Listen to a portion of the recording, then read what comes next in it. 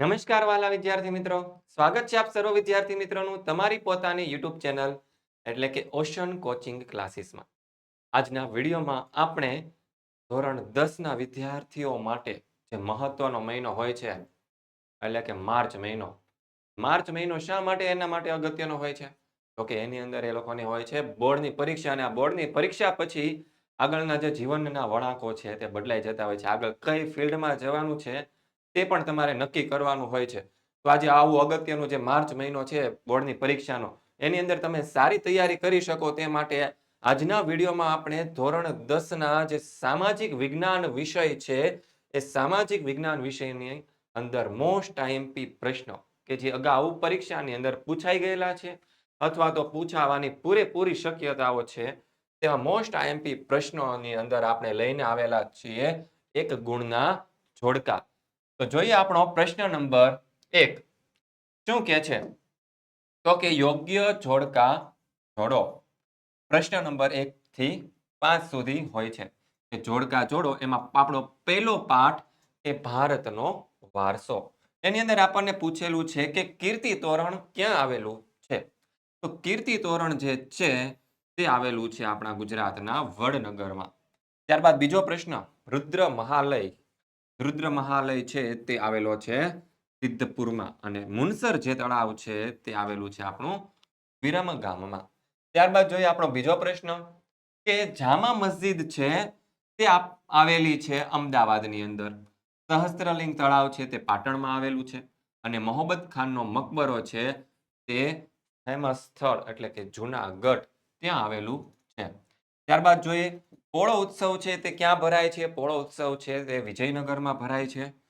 પતંગોત્સવ જે આપણા અમદાવાદની અંદર ભરાય છે, અને તાનારીરી મહોત્સવ છે તે વડનગર જે તાનારીરીનું જે વતન હતું ત્યાં ભરાય છે. ત્યારબાદ જોઈએ પાઠ નંબર 2 માંથી પૂછાઈ શકે તેવા મહત્વના પ્રશ્નો. ભારતનો સાંસ્કૃતિક વારસો, પરંપરા, હસ્તકલા અને લલિત કલાઓ. તેમાં આપણું જોઈએ પેલું કે જામનગરનું શું પ્રખ્યાત છે? તો જામનગરની જે બાંધણી છે તે વિશ્વ વિખ્યાત છે, પ્રખ્યાત છે.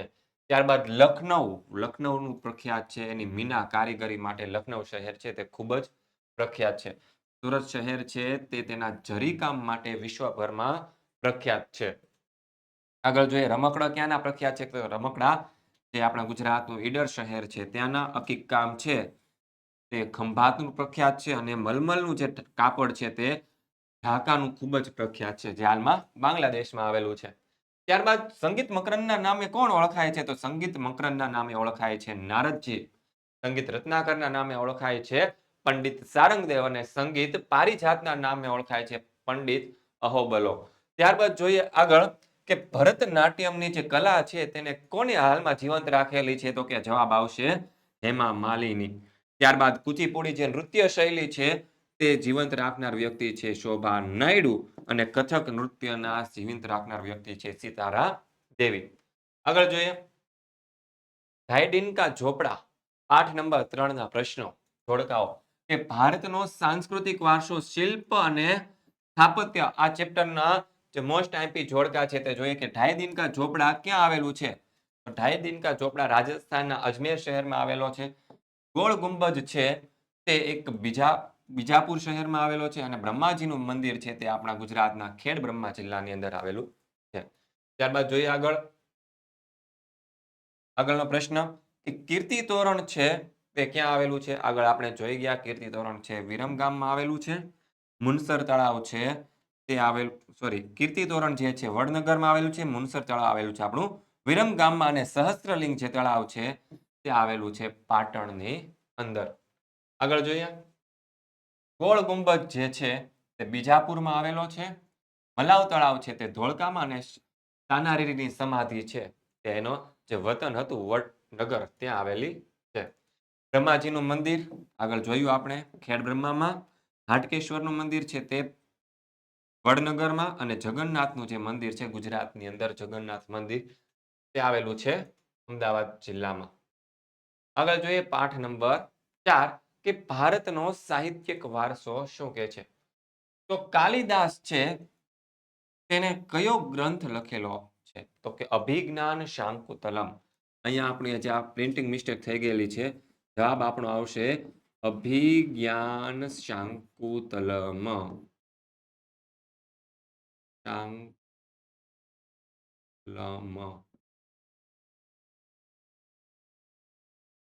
ત્યારબાદ જોઈએ છે બાણભટ્ટ છે તેને હર્ષચરિત એટલે કે હર્ષવર્ધન જે રાજા થઈ ગયા તેના વિશે ઘણી બધી બાબતો લખેલી છે અને જે ભવભૂતિ હતા તેણે ઉત્તર રામચરિત જે કાંડ છે તે લખેલો છે.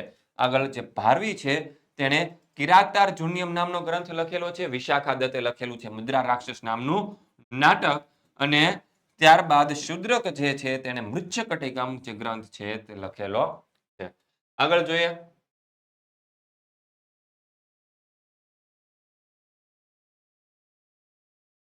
કવિ કાલિદાસ તેને ઋતુસંહાર નામનો ગ્રંથ પણ લખેલો છે. બાણે હર્ષચરિતમ ઉપરાંત કાદંબરી પણ લખેલું છે અને જે દંડી થઈ ગયા તેણે દશકુમાર ચરિત જે ગ્રંથ છે તે લખેલો છે. આગળ જોઈએ એતુ થોકાઈ તેને લખેલું છે 8 કાવ્ય. એતુ થોકાઈ છે એ 8 કાવ્યોનું સંકલન છે. તોલ્કાપિયમ છે તે વ્યાકરણ ગ્રંથ છે અને પથુંત પાતુ છે તે 10 ગીતો છે તેની અંદર. આ બધા આપણા જે પ્રાચીન ગ્રંથો છે તે. આગળ જોઈએ સોમદેવ. સોમદેવ છે તેને કથા સરિત સાગર લખેલું છે. કલ્હાણે જે લખ્યું છે તે રાજ તરંગિણી છે અને જયદેવ જે થઈ ગયા તેને ગીત ગોવિંદ નામનું ગીત લખેલું છે. આગળ જોઈએ જિયાઉદ્દીન બર્ની તેને લખેલું છે તારીખે ફિરોઝા શાહ. અમીર ખુશરોનું કિરાતુલ સદાયન છે. મલિક મોહમ્મદ જાયસીએ લખેલું છે પદ્માવત. કવિ પંપાએ લખેલું છે આદિપુરાણ અને કવિ પોન્ના છે તેનું જે સાહિત્ય છે તે શાંતિ પુરાણ છે અને કવિ રન્નાનું જે છે તે અજિતનાથ પુરાણ જે છે તેના સાહિત્ય છે. આગળ જોઈએ વિદ્યાર્થી મિત્રો આજે તમારી ધોરણ 10ની બોર્ડની પરીક્ષાને હવે ખૂબ જ ઓછો સમય બાકી છે. તમે લોકો પૂરેપૂરી તૈયારી કરી રહ્યા હશો.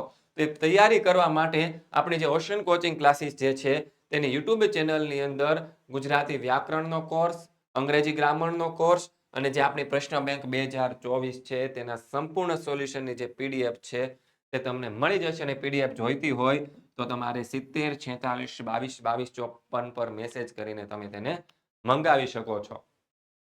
આગળ જોઈએ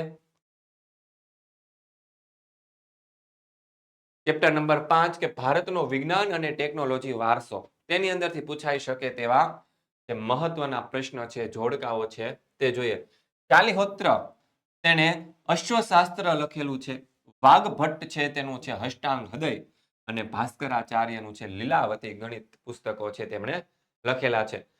આર્યભટ્ટ છે તેને દશ ગીતિકા.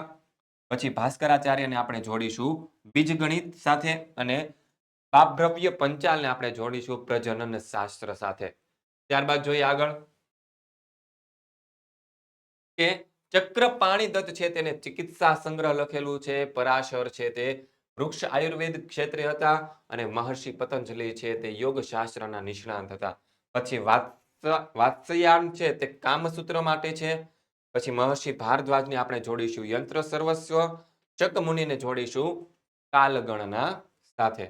ત્યારબાદ આગળ જોઈએ કે વિરૂપાક્ષનું જે શિવ મંદિર છે તેને આપણે જોડીશું કે પટ્ટદકલ સાથે.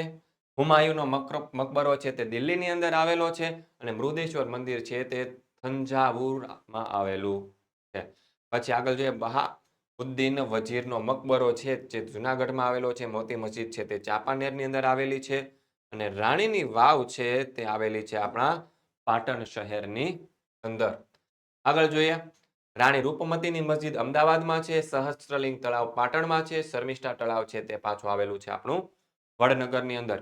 મહાબલીપુરમ જે છે તે કાંચીપુરમમાં આવેલું છે. કૈલાસ મંદિર આવેલું છે આપણા ઓડિશાની અંદર અને બૃહદેશ્વરનું જે મંદિર છે તે આવેલું છે તમિલનાડુમાં.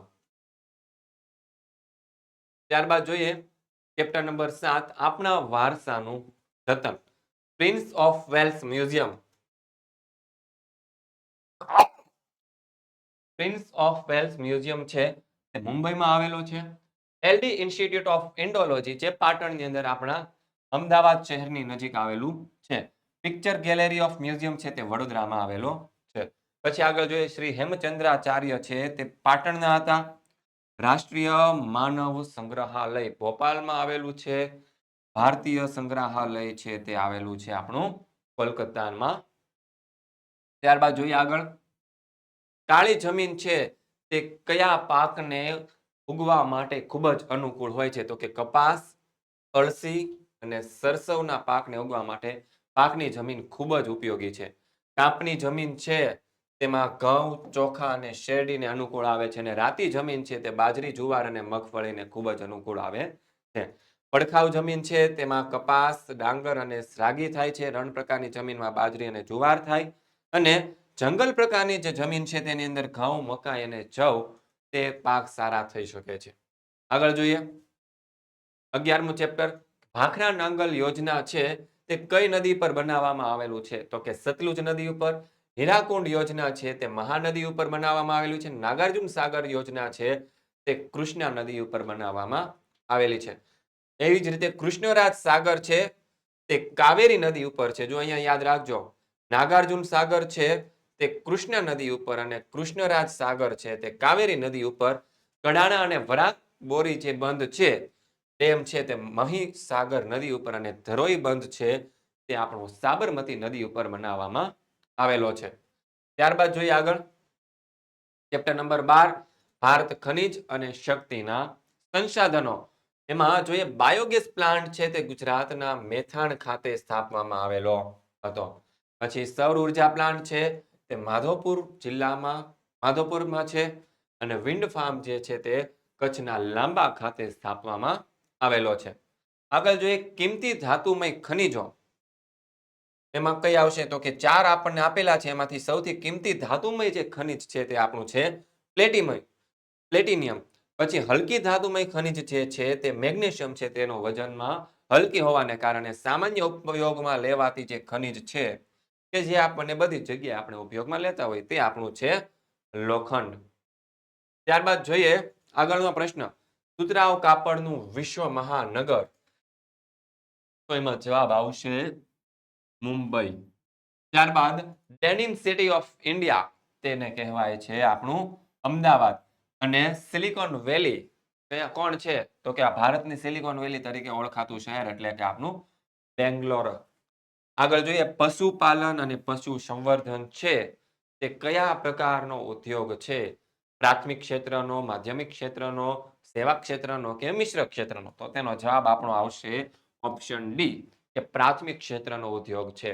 ટાંકણીથી લઈને જે મોટા મોટા યંત્ર હોય તે આવશે માધ્યમિક ક્ષેત્રના ઉદ્યોગની અંદર, અને હવાઈ તથા જે દરિયાઈ માર્ગો છે તે સેવા ક્ષેત્રની અંદર આવે. એની અંદર આપણે સેવાઓ પ્રાપ્ત કરતા હોઈએ છીએ એટલા માટે. ત્યારબાદ જોઈએ આગળનો પ્રશ્ન કે આર્થિક વ્યાપાર સંગઠનની સ્થાપના ક્યારે કરવામાં આવી હતી? તો કે 1 જાન્યુઆરી 1955 ના રોજ આર્થિક વ્યાપાર સંગઠનની સ્થાપના જે છે તે કરવામાં આવેલી હતી. વિશ્વ પર્યાવરણ દિન આપણે ક્યારે ઉજવીએ? 5 જૂનના દિવસે વિશ્વ પર્યાવરણ દિન આવે છે. વાયુ પ્રદૂષણ નિયંત્રણ ધારો છે તે ઈસવીસન 1981માં પસાર કરવામાં આવેલો હતો. ત્યારબાદ જોઈએ આગળનું ચેપ્ટર નંબર 20. ભારતની સામાજિક સમસ્યાઓ અને પડકારો. KNF આ સંગઠન ક્યાં કાર્યરત છે? તો KNF છે તે મણિપુરની અંદર કાર્યરત સંગઠન છે. પછી ATTF એ સંગઠન છે તે ત્રિપુરાની અંદર છે, અને ઉલ્ફા સંગઠન જે છે તે અસમનું છે. આગળ જોઈએ આગળ. બસ વિદ્યાર્થી મિત્રો, આજના વિડીયોમાં આટલું જ. આ વિડીયો તમે જોયો, સાંભળ્યો, સમજ્યો તે બદલ આપ સર્વ વિદ્યાર્થી મિત્રોનો ખૂબ ખૂબ આભાર. આવા જ એક નવા વિડીયો સોલ્યુશન સાથે, એટલે કે આના પછીનો જે પ્રશ્ન હોય છે તમારો ખાલી જગ્યાનો પ્રશ્ન, તે લઈને આપણે ફરી હાજર થઈશું. ત્યાં સુધી આ જે વિડીયો છે તેનો સંપૂર્ણપણે અભ્યાસ કરી લેજો, જેથી કરીને પરીક્ષાની અંદર તમને સારા એવા માર્ક્સ આવી શકે. ફરી નવા વિડીયો સાથે મળીશું. ત્યાં સુધી દરેક વિદ્યાર્થી મિત્રોને જય હિન્દ, જય ભારત.